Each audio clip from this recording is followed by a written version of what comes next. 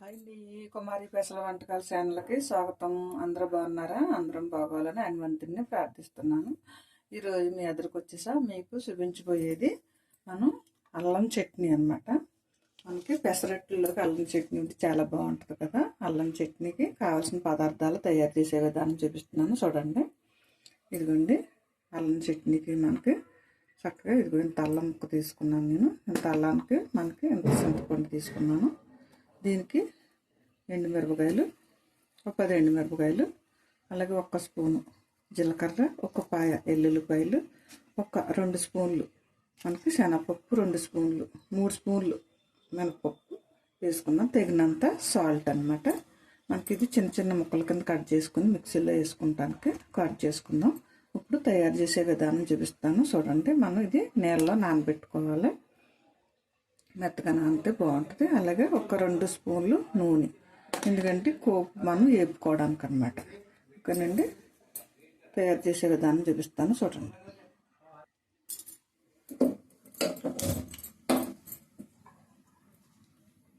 మనం ఇది పెట్టేసుకుని చక్కగా నూనె కూడా ఇందులో పోసేసుకుని మనకి నూనె పోసుకున్నాం. ఈసారి మినపప్పు శనగపప్పు కూడా మనం వేసేసుకుందాం.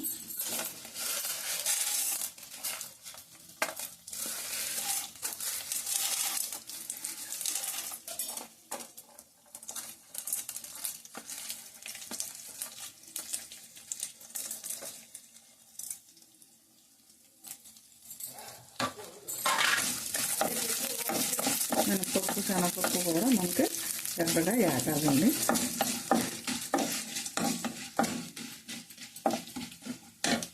మనం ఈ చింతపండుని నీళ్ళలో నానబెట్టుకుందాం.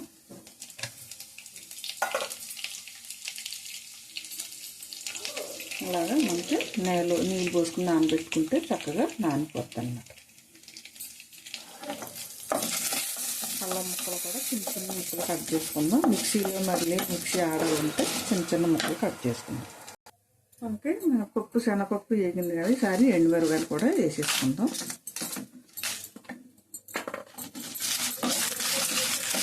ఇది కొంచెం వేగనిచ్చి అప్పుడు అల్లం కూడా వేద్దాం. ఇదిగోనండి, మనం అల్లం ముక్కలు కూడా చిన్న చిన్న ముక్కలు కోసుకున్నాం, ఇందులోనే వేసేద్దాం. సారీ అండి, ఇందాక బెల్లం చూపించడం మర్చిపోయాను. ఇదిగో నేను 2-3 స్పూన్లు బెల్లం కోరుకుని ఉంచుకున్నాను. మన స్వీట్ని బట్టి వేసుకోండి, మనం ఇంత ఏం లేదు. మనం ఎక్కువ తింటే ఎక్కువ వేసుకోవచ్చు, తక్కువ తింటే తక్కువ వేసుకోవచ్చు. అలాగే ఇందులోనే ఎల్లుల్లిపాయలు జీలకర్ర కూడా వేసేద్దాం. ఇక మనకి ఇంకా వేగుతుంది. ఈసారి పెట్టేస్తున్నాను. మనకి కొంచెం చల్లారేక అప్పుడు మనం బెల్లం చింతపండు సాల్ట్ కూడా వేసేసుకున్నాము, చట్నీ చేసేసుకుందాం. ఓకేనండి, ఇదిగో మనం చింతపండు నానబెట్టుకున్నాం కదా, మనం ఉట్లన్నీ తీసేసుకుని గింజలు గట్ట ఉన్న ఉట్లున్నా తీసేసుకుని మనం ఇలా ఈ గుంజుతోటి వేసేసుకుంటే కొంచెం చట్నీ కూడా మనకి కొంచెం ఎక్కువ అవుతుంది, బాగుంటుంది అనమాట. మనం ఇది వేస్ట్ చేయక్కర్లేదు అనమాట. ఓకేనండి, చల్లారిన తర్వాత మనకి చట్నీ కూడా చేసేసుకోవచ్చు. ఇదిగో మనకి చల్లారిపోయింది, మిక్సీలో వేసేస్తాము. మనం మిరపకాయలను ఇవి కూడా కొంచెం అల్లం కూడా ఘాటు ఉంటుంది కాబట్టి మనం కొంచెం ఏంటంటే తీసేసుకుని 4 కాయలు ఉంచుకుని తర్వాత వేసుకుంటే మనకి ఘాటు అన్నది చూసుకుని వేసుకోండి. ఎందుకంటే కొత్తగా పెళ్ళిళ్ళు అయిన వాళ్ళకి మనకి కావాలని కొత్త తెలియదు కదా, అందుకని చెప్తున్నాను. కావాలని కొంచెం ఎక్కువైందంటే ఘాటు ఎక్కువైపోద్ది కదా. ఇందులోనే బెల్లం, అలాగే సాల్ట్, అలాగే చింతపండు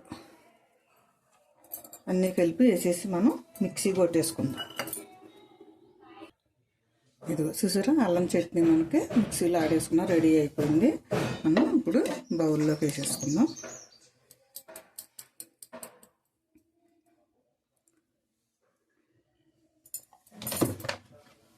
చూసారా, ఇదిగో అల్లం చట్నీ అనమాట మనకి. చూసారా చక్కగా ఎంత చట్నీ అయిందో మనకి. నేను చేసే విధానం కావాల్సిన పదార్థాలు అన్నీ చూపించాను కదా, మీకు నచ్చిందని అనుకుంటున్నాను. మీకు నచ్చితే కనుక మీ బంధువులకి, మీ స్నేహితులకి అందరికీ షేర్ చేయండి. అలాగే బెల్ ఐకాన్ నొక్కమనండి, సబ్స్క్రైబ్ చేసుకోమనండి. నేను ఏ ఐటమ్ చేసినా మీ ఫోన్లోకి వెంటనే వచ్చేస్తుంది అనమాట. ఓకేనండి, ఇది చాలా బాగుంటుంది, పెసరట్టులో గట్రా బాగుంటుంది, మనకి పైత్యానికి కూడా చాలా మంచిది అనమాట. అల్లం అన్నది ఎప్పుడు కూడా మనం వాడుతూ ఉండాలి, ఏదో దాంట్లో ఏదో రూపంలోని. మనం బెల్లం అది వేసుకుని చేసుకున్నాం. ఇది అల్లం చట్నీ చాలా బాగుంటుందండి, మనం రైస్లోకి కూడా బాగుంటుంది అనమాట. ఓకేనండి, బాయ్ అండి. మళ్ళీ ఇంకొక ఐటమ్స్ మీ అద్దరికి వస్తా.